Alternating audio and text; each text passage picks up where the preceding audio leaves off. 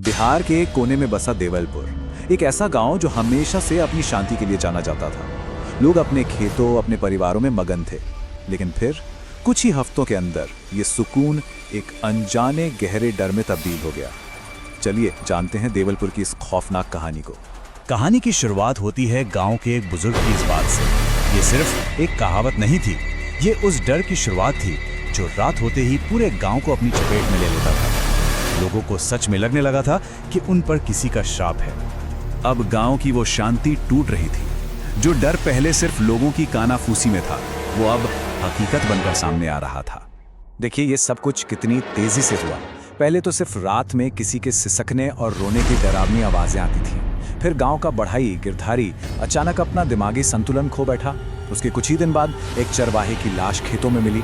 और हद तो तब हो गई जब विमल नाम के एक आदमी को कोई अजीब सा जीव सबके सामने उठाकर ले गया। वो आ गया है, वो मुझे लेने आया। ये खौफनाक शब्द थे गिरधारी के, वो पहला इंसान जो पागल हुआ था। उसकी इन बातों से ये तो साफ था कि ये सब कोई इत्तेफाक नहीं है, बल्कि इसके पीछे कोई एक ही ताकत है। कहानी में एक बड़ा मोड़ तब आया जब गांव के दो नौजवान मुन्ना और करण हिम्मत करके जंगल में गए और उनका सामना हुआ एक रहस्यमयी अघोरी से। सोचिए जरा, एक अनजान अघोरी और वो उनसे कहता है कि वो उनका ही इंतजार कर रहा था। ये बात साफ कर देती है कि वो कोई अनजान नहीं है, बल्कि उसका इस गांव से कोई बहुत पुराना और शायद गहरा नाता है। उस अघोरी ने बताया कि देवलपुर पर एक काला साया है और इस गांव की मिट्टी में एक सड़ता हुआ पाप दफन है। बस इसी एक बात ने पूरी कहानी बदल दी। अब ये कोई भूत प्रेत का मामला नहीं था, ये एक सोचे समझे बदले की कहानी बन चुकी थी। और फिर अघोरी ने अपनी वो भयानक भविष्यवाणी की, आने वाली अमावस्या इस गांव की आखिरी रात होगी। अब गांव वालों की तबाही की तारीख तय हो चुकी थी। ये सुनकर सारे गांव वाले गुस्से और डर में एकजुट हुए और उस अघोरी से निपटने के लिए जंगल पहुंच गए। पर वहां उन्हें अपने ही अतीत का एक ऐसा घिनौना सच पता चला जिसने उनके पैरों तले जमीन खिसका दी। तो पूरी तस्वीर अब साफ हो रही थी। 15 साल पहले इसी अघोरी की बेटी ललिता को गांव के मुखिया के बेटे से प्यार हुआ था और जात पात के नाम पर गांव वालों ने मिलकर ललिता को मार डाला था। और आज 15 साल की कठिन तपस्या के बाद वो पिता अपनी बेटी का बदला लेने लौटा था।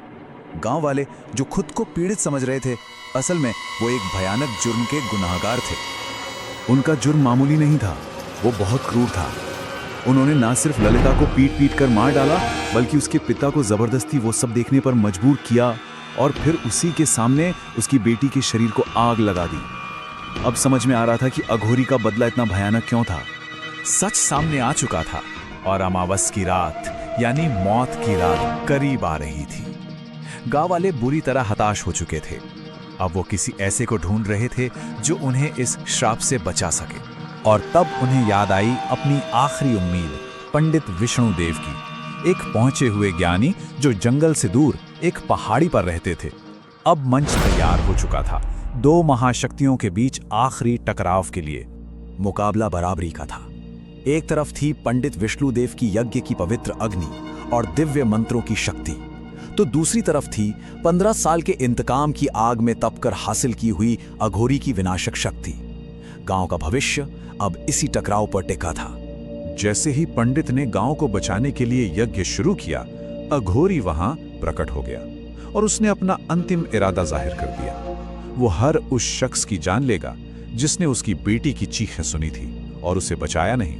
उस रात जो लड़ाई हुई, उसका नतीजा गांव वालों के लिए एक और भी बड़ा सदमा लेकर आया। एक लंबे और भयानक संघर्ष के बाद पंडित विष्णुदेव की शक्तियां जीत गईं। अघोरी कमजोर पड़ गया और उसे गांव छोड़कर जाना पड़ा। गांव वालों ने एक पल के लिए राहत की सांस ली। उन्हें लगा कि सब खत्म हो गया। लेकिन जाते जाते अघोरी ने एक ऐसी चेतावनी दी जिसने उस राहत को पल भर में खौफ में बदल दिया। उसने कहा, मैं ये गांव छोड़ रहा हूं, पर मेरी बेटी की अधूरी आत्मा को कभी शांति नहीं मिलेगी। पिता का बदला शायद खत्म हो गया था, पर श्राप का चक्र अभी भी घूम रहा था। और ठीक उसी पल मुखिया के घर की छत पर लाल साड़ी में एक परछाई उभरी। वो ललिता की आत्मा थी। उसने नीचे कांपते हुए गांव वालों को देखा, मुस्कुराई और कहा, अब मेरी बारी है।